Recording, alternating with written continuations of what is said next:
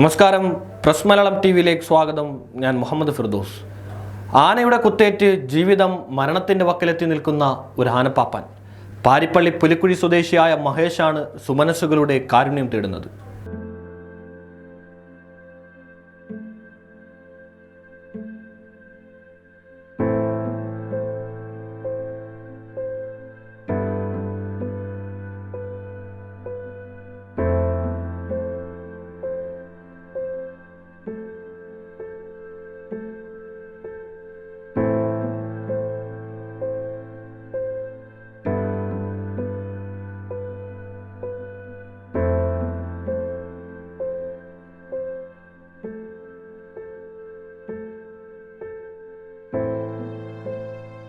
പാരിപ്പള്ളി പുലിക്കുഴി സ്വദേശിയായ മഹേഷ് എന്ന ആനപ്പാപ്പാനാണ് ജീവിതത്തിനേറ്റ പ്രഹരം താങ്ങാനാവാതെ കുടുംബത്തിനൊപ്പം കഴിച്ചുകൂട്ടുന്നത്. 2018 മടത്തറ ശിവമുക്കിന് സമീപം ആനയ്ക്കൊപ്പം ഉണ്ടായിരുന്ന ഒന്നാം പാപ്പാനെ ആന ആക്രമിച്ചതിനെ തുടർന്ന് രണ്ടാം പാപ്പാനായ മഹേഷ് ഒന്നാം പാപ്പാനെ പിടിച്ചെഴുന്നേൽപ്പിക്കാൻ ചെന്നപ്പോഴാണ് ആന മഹേഷിന്റെ നട്ടലിൽ കുത്തുന്നത്. അതിനുശേഷം മഹേഷിന് അരയ്ക്ക് താഴെ തളർന്ന അവസ്ഥയിലാണ്. മഹേഷിന്റെ ചികിത്സയ്ക്കോ കുടുംബത്തിന്റെ നിത്യവൃത്തിക്കോ ഇപ്പോൾ വരുമാനമൊന്നുമില്ല. വേദന കടിച്ചുപിടിച്ചാണ് മഹേഷ് ജീവിതം തള്ളി നീക്കുന്നത്. മഹേഷിന്റെ ഭാര്യയും 2 മക്കളും അമ്മയും അടങ്ങുന്ന കുടുംബത്തിന്റെ അവസ്ഥ ദയനീയമാണ്. നിത്യവൃത്തിക്ക് പോലുമുള്ള വരുമാന മാർഗമില്ലാത്ത ഈ കുടുംബത്തിനെ അയൽവാസികളും ബന്ധുക്കളുമാണ് സഹായിച്ചിരുന്നത്. എന്നാൽ കോവിഡിന്റെ ഈ അനിശ്ചിതത്വത്തിൽ ജീവിതം ഇനി എങ്ങനെ മുന്നോട്ട് കൊണ്ടുപോകുമെന്ന് അറിയാത്ത അവസ്ഥയിലാണ്. മിക്ക ദിവസങ്ങളിലും വേദന കാരണം മഹേഷിന് ഉറങ്ങാൻ സാധിക്കാറില്ല. കഠിനമായ വേദന ഉണ്ടാകുമ്പോൾ അർദ്ധരാത്രിയിൽ ആശുപത്രിയിൽ എത്തിക്കും. പലപ്പോഴും തന്നെ ഇങ്ങനെ ജീവിക്കാൻ അനുവദിക്കാതെ നിങ്ങൾക്കെന്നെ കൊന്നുകൂടെ എന്ന് അസഹനീയമായ വേദന അനുഭവപ്പെടുമ്പോൾ അമ്മയോട് മഹേഷ് പറയും.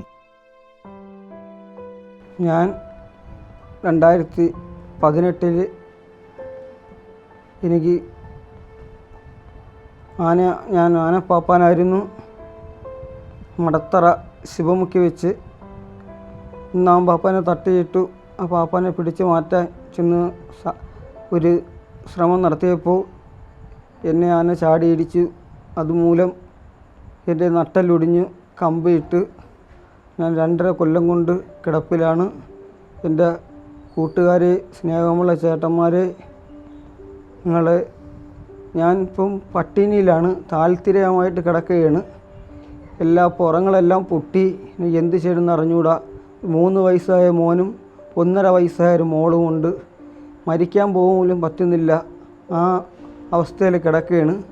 എന്നെ എല്ലാവരും സഹായിക്കണം, അല്ലെങ്കിൽ ഒരു കുടുംബം ഇല്ലാതായി പോവും.